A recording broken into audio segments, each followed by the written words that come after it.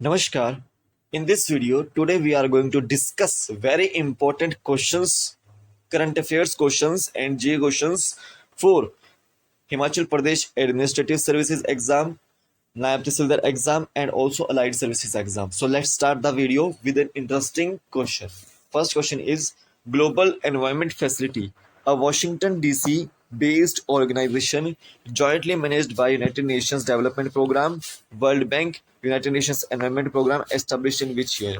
देखिए यहाँ पे पूछा गया है कि ग्लोबल एनवायरमेंट फैसिलिटी जो कि एक वॉशिंगटन डीसी बेस्ड जो ऑर्गेनाइजेशन है जिसको मैनेज किया जाता है यूनाइटेड नेशंस डेवलपमेंट प्रोग्राम द्वारा, वर्ल्ड बैंक द्वारा plus United Nations environment programme द्वारा। इस ऑर्गेनाइजेशन को यानी कि ग्लोबल एनवायरमेंट फैसिलिटी जो आपके प्रोग्राम है इसको कब एस्टेब्लिश किया गया था? तो याद रखेंगे 1992 में। बी ऑप्शन बिल्कुल राइट आंसर है। ठीक है, ठीक है। तो 183 जो नेशंस इसके मेंबर हैं और यहाँ पे जो ग्लोबल एनवायरमेंट फैसिलिटी के साथ जो है पार्टनरशिप हुई है यहाँ पे सिविल सोसाइटी ऑर्गेनाइजेशंस की, इंटरनेशनल इंस्टीट्यूशंस की, प्राइवेट सेक्टर की, ताकि वो ग्लोब के अंदर जितने भी एनवायरमेंटल इश्यूज हो रहे हैं तो उसको एड्रेस कर सके। और ग्लोबल एनवायरमेंट फैसिलिटी के तहत ये जो है डेवलपिंग कंट्रीज को फंड प्रोवाइड करती है ताकि वो क्लाइमेट चेंज, बायोडाइवर्सिटी और ओजोन से रिलेटेड जो है प्रोजेक्ट्स के लिए फंड्स को जुटा सके, ठीक है, कंट्रीज को दे सके। तो 1992 में जो ग्लोबल एनवायरमेंट फैसिलिटी का जो एस्टेब्लिश हुआ था, जिस समय रियो अर्थ समिट हुआ था उस समय ये एस्टेब्लिश जो हुआ था। ठीक है, तो इसके जो आपके काम है वो ये है कि बायोडाइवर्सिटी को सही करना, क्लाइमेट चेंज को सही करना, ठीक है, इंटरनेशनल वाटर्स को सही करना, ओजोन डेप्लेशन को जो कम करना, लैंड डिग्रेडेशन जो कम करना, परसिस्टेंट ऑयल ऑर्गेनिक पोल्यूटेंट्स का जो यूज कम करना। ठीक है, तो बी ऑप्शन बिल्कुल राइट आंसर है कि ग्लोबल एनवायरमेंट फैसिलिटी का जो स्थापना 1992 में हुआ था। बी ऑप्शन राइट आंसर है। नेक्स्ट देखिए, One Ocean Summit recently organized by France in cooperation with United Nations and World Bank to raise the collective level of ambition of a natural community on marine issues. In this summit, United Nations designated the decade between 2021 and 2030 as यहाँ पे बोला गया है one ocean summit जो आपका कब organise किया गया था, सॉरी फ्रांस ने जो किसके साथ मिलकर ऑर्गेनाइज किया, यूनाइटेड नेशंस और वर्ल्ड बैंक के थ्रू जो ऑर्गेनाइज किया गया, जिससे कि जितने भी मराइन इश्यूज हैं उनको जो एक तरह से सही किया जा सके। तो यहाँ पे याद रखो यूनाइटेड नेशंस ने जो 2021 से लेकर जो 2030 तक की डिकेड है उसको किस टाइटल से नवाजा है, या फिर बोला गया है कि क्या उसके लिए जाओ एक तरह से डिजाइनेटेड किया है उसको। तो याद रखो हम उस डिकेड को decade of ocean sciences for sustainable development के तौर पे जो मनाएंगे। ठीक है, बी ऑप्शन बिल्कुल राइट आंसर है। नेक्स्ट देखिए, recently ministry of tribal affairs has sanctioned 2.26 crore rupees for various activities pertaining to second largest fair of India. What is the name of that fair? देखो, मिनिस्ट्री ऑफ ट्राइबल अफेयर्स ने अभी जो भारत का जो सबसे बड़ा जो फेयर है, सेकंड लार्जेस्ट फेयर है, उसके लिए 2.26 करोड़ रुपए जो दिए हैं। तो उस second largest fair of India का नाम बताना है आपको। तो याद रखेंगे मेदाराम जथारा, वो जो है आपका सेकंड लार्जेस्ट फेयर है। और फर्स्ट लार्जेस्ट फेयर कौन सा है? कुंभ मेला, याद रखेंगे आप। तो जो आपका मेदाराम जात्रा फेयर है वो तेलंगाना की एक ट्राइब है, कोया ट्राइब, उसके द्वारा जो ये मनाया जाता है।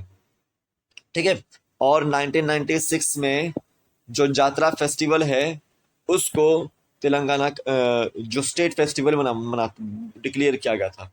ठीक है, तेलंगाना तो बाद में बना ना, लेकिन आंध्र प्रदेश का था वो। ठीक है, तो Jatra is also known as Sammakka Saralamma Jatara. ठीक है, ट्राइबल फेस्टिवल है एक तरह से, जितना भी आपका मदर्स और डॉटर्स होती है उनको ये समर्पित किया जाता है। ठीक है, तो यहाँ पे बी ऑप्शन बिल्कुल राइट आंसर है कि मिनिस्ट्री ऑफ ट्राइबल अफेयर्स ने 2.26 करोड़ रुपए जो second largest fair of India यानी कि मेदाराम यात्रा के लिए जो सैंक्शन किए हैं। तो बी ऑप्शन बिल्कुल राइट आंसर है। नेक्स्ट देखिए, recently union ministry issued a notification to amend the central motor vehicles rule 1989 making the helmet must for children under 4 age. Which ministry issued this notification. अभी देखिए, recently जो union ministry है उन्होंने एक notification जारी करी कि वो सेंट्रल मोटर व्हीकल्स रूल जो 1989 का जो अमेंड करेंगे, जिससे कि जो आपके चिल्ड्रन 4 साल से अबव एज वाले हैं उनको भी जो हेलमेट अनिवार्य कर दिया जाएगा टू व्हीलर के ऊपर। तो ये देखिए, ये नोटिफिकेशन किसके द्वारा जारी की गई है, ministry of road transport and highways. A option बिल्कुल राइट आंसर है। नेक्स्ट क्वेश्चन देखिए, recently Facebook change their name from Facebook to Meta. Facebook ने अभी हाल ही में जो अपना नाम चेंज किया है, तो उसका नाम जो उन्होंने मेटा किया है। क्या किया है, मेटा। बी ऑप्शन बिल्कुल राइट आंसर है। अब यहाँ पे देखिए, डॉक्सिंग। डॉक्सिंग क्या होता है असल में, देखो फेसबुक और इंस्टाग्राम पे कुछ ऐसे इंफॉर्मेशन जो डाली जाती है जो कि पूरी दुनिया के लिए जो मैलिशियस होती है। इंटरनेट पे कुछ जो ऐसे इंफॉर्मेशन डाली जाती है जो कि पूरी दुनिया के लिए जो मैलिशियस होती है, खतरनाक होती है, ठीक है, जिससे कि आपका हरासमेंट जो और या साइबर अटैक्स जो हो सकते हैं। तो डॉक्सिंग एक टर्म उसके लिए यूज की गई है कि डॉक्सिंग के थ्रू हम यहाँ जो है ये जितना भी पब्लिशिंग हो रहा है या फिर एनालाइजिंग हो रहा है उसको हम जो अच्छे से देखेंगे, ताकि हम जो कोई साइबर अटैक होने से बचा सकें और कोई जो हरासमेंट होने से बचा सकें। मैलिशियस कंटेंट को जो रोकेंगे, या फिर इंटरनेट पे जो वायरल चीज़ें होती है, मैलिशियस कंटेंट होता है, उसको जो रोकेंगे, ठीक है। तो यहाँ पे डॉक्सिंग उसको बोलते हैं। तो फेसबुक का नाम क्या हो चुका है, मेटा हो चुका है। बी ऑप्शन बिल्कुल राइट आंसर है। शुभम जी के टेक एप्लीकेशन को डाउनलोड कीजिए, लिंक उसका डिस्क्रिप्शन बॉक्स में, वहां से डाउनलोड कर सकते हैं आप। तो स्टोर सेक्शन के अंदर आप जाइएगा, वहां पे आपको मॉडर्न हिस्ट्री के नोट्स, इंडिया जी के प्लस एसपीजी के नोट्स और महात्मा गांधी के नोट्स जो प्रिंसिपल्स के नोट्स जो आपको पढ़ने के लिए मिल जाएंगे। तो आप उसको जो परचेज कर लीजिए अच्छे से, ठीक है। HPAS एग्जाम में, नायब तहसीलदार एग्जाम में, अलाइड सर्विसेज एग्जाम में जो आपको काफ़ी लाभदायक रहेंगे। वो HPSSC से रिलेटेड जो लेक्चर्स भी आपको मिल जाएंगे और HPPSC से रिलेटेड जो वहाँ मटेरियल भी जो आपको मिल जाएगा। तो आप उसको भी जो देख लीजिए अच्छे से, ठीक है। आपको काफ़ी जो लाभ पहुँचाएंगे ये सारे के सारे नोट्स, तो आप उसको जो पढ़ने के लिए ले सकते हैं, ठीक है। टेलीग्राम चैनल पर ज्वाइन कर लीजिए, नोटिफिकेशन वहाँ पे शेयर कर देता हूँ मैं, कोई भी अपडेट होती है वहाँ पे शेयर कर देता हूँ मैं। और फेसबुक पेज, इंस्टाग्राम पेज पे भी ज्वाइन कर लीजिए, वहाँ पे भी मैं नोटिफिकेशन वगैरह जो है शेयर कर देता हूँ। और जो भी मेरे वीडियो लिंक्स होते हैं और PDFs होते हैं वीडियोस के, वो आपको मैं वहाँ पे शेयर कर देता हूँ, आप उसको ज्वाइन कर लीजिए। नेक्स्ट क्वेश्चन देखिए, which of the following personality recently resigned as the chairman of the supreme court's high power committee on the Char Dham project. अभी देखिए, जो प्राइम मिनिस्टर नरेंद्र मोदी जी हैं, उन्होंने दिसंबर 2016 में अनाउंसमेंट किया गया था कि वो उत्तराखंड में जाओ चार धाम प्रोजेक्ट का जाओ फाउंडेशन स्टोन जाओ रखेंगे। तो उसी चार धाम प्रोजेक्ट के लिए जाओ सुप्रीम कोर्ट द्वारा जाओ हाई पावर कमेटी बनाई गई थी, जिसमें जिसके जो चेयरमैन थे उन्होंने रिजाइन किया है अभी। तो उनका नाम क्या है, वो रवि चोपड़ा है, ठीक है। तो ए ऑप्शन बिल्कुल राइट आंसर है कि रवि चोपड़ा, जिन्होंने अभी हाल ही में सुप्रीम कोर्ट की हाई पावर कमेटी से जो रिजाइन कर दिया गया है, रिजाइन कर दिया है चार धाम प्रोजेक्ट से, ठीक है। अब इनका ये कहना है कि इस प्रोजेक्ट, अगर ये प्रोजेक्ट बनता है तो यहाँ पे जाओ आपका एनवायरमेंट को जाओ काफी जाओ खतरा रहेगा, ठीक है।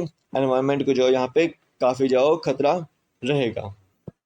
तो इसके लिए जो हाई पावर कमेटी बनाई गई थी ताकि जो नॉन नेशनल ग्रीन ट्रिब्यूनल के जो रूल्स एंड रेगुलेशन है उसको सही रख किया जाए, ठीक है। तो यहाँ पे ए ऑप्शन बिल्कुल राइट आंसर है कि रवि चोपड़ा जो उसके चेयरमैन थे, उन्होंने रिजाइन कर दिया है। बासवराज बोमई कर्नाटका के जो मुख्यमंत्री है, भगवंत मान आपके पंजाब के मुख्यमंत्री हैं, पुष्कर सिंह धामी उत्तराखंड के मुख्यमंत्री हैं, ठीक है। चार धाम प्रोजेक्ट में आपको याद रखना है बद्रीनाथ, केदारनाथ, गंगोत्री और यमुनोत्री को जो है लिंक किया जाएगा। और इसके लिए एस्टिमेटेड कॉस्ट कितना दिया गया है, 12,000 करोड़ रुपए जो है इसके लिए दिया गया है। ठीक है, ये आपको याद रखना है। तो जो हाईवे बनेगा उसको जो है चार धाम महामार्ग जो बोला जाएगा। ठीक है, और चार धाम हाईवे डेवलपमेंट प्रोजेक्ट के तहत जो है ये बनाया जा रहा है। ठीक है, तो ए ऑप्शन बिल्कुल राइट आंसर है। नेक्स्ट क्वेश्चन देखते हैं, विच of the following state government recently band the 100-year-old Chintamani पद्य नाटकम। देखो अभी हाल ही में किस स्टेट गवर्नमेंट ने एक सबसे बड़ा जो 100-year-old प्ले है चिंतामणि पद्य नाटकम, चिंतामणि पद्य नाटकम, उसके ऊपर बैन लगाया है। तो याद रखेंगे वो है आपका Andhra Pradesh government. B option बिल्कुल राइट आंसर है कि चिंतामणि पद्य नाटकम पर जाओ आंध्र प्रदेश स्टेट गवर्नमेंट ने अभी हाल ही में बैन लगाया है। ये आपका 1920 में जो आपका चिंतामणि पद्य नाटकम जो लिखा गया था, रिटर्न किया गया था। तो प्ले राइट थे कालाकुरी नारायण राव, उनके द्वारा जो है ये लिखा गया था। ठीक है, एक तरह से ये सोशल रिफॉर्मर थे कालाकुरी नारायण राव, याद रखेंगे। और चिंतामणि के जो ऊपर ये प्ले था जो कि एक डिवोटी थी लॉर्ड कृष्णा की, और वो भजन्स को गाती थी। ठीक है, ये आपको याद रखना है। और आर्य व्यासिया कम्युनिटी से जो बिलोंग करती थी। ठीक है, इसको याद रखना है। तो यहाँ पे बी ऑप्शन बिल्कुल राइट आंसर है कि आंध्र प्रदेश गवर्नमेंट ने चिंतामणि पद्य नाटकम को जो कि 100-year-old जो प्ले है उसको बैन किया है।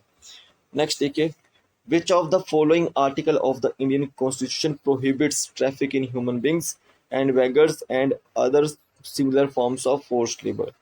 कौन सा आर्टिकल है इंडियन कॉन्स्टिट्यूशन का जो प्रोहिबिट करता है, रोकथाम करता है ट्रैफिक इन ह्यूमन बींग्स, यानी कि ह्यूमन बींग्स की जो तस्करी होती है, मानव तस्करी होती है, उसको जो है रोकता है, और बेगर्स एंड फोर्स्ड लेबर को जो है रोकता है। तो याद रखेंगे आर्टिकल 23(1) वो करता है।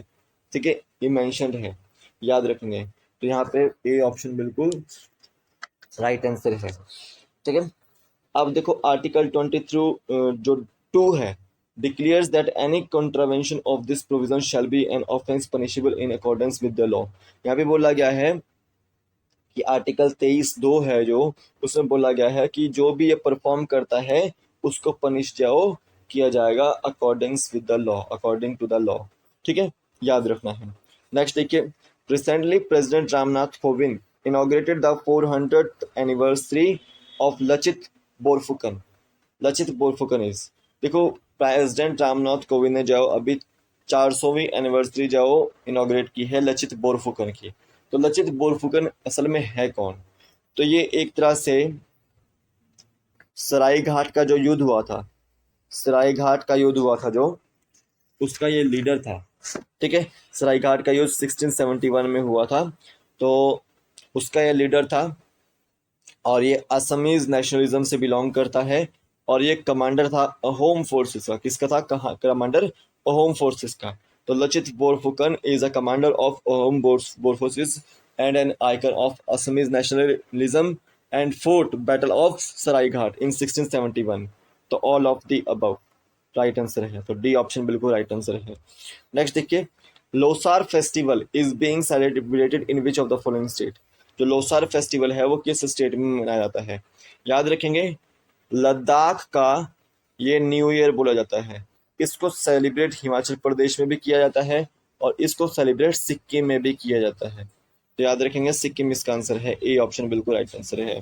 तो ये थे आज आपके टॉप 10 क्वेश्चंस। आई होप आपको समझ आ गए हो अच्छे से, इंपॉर्टेंट क्वेश्चन से आपको एग्जाम पॉइंट ऑफ व्यू से। तो अभी के लिए फिलहाल इतना ही है, कल फिर मिलता हूँ एक नए वीडियो के साथ। तब तक के लिए जय हिंद, जय भारत, आपका दिन शुभ हो। जय हिंद।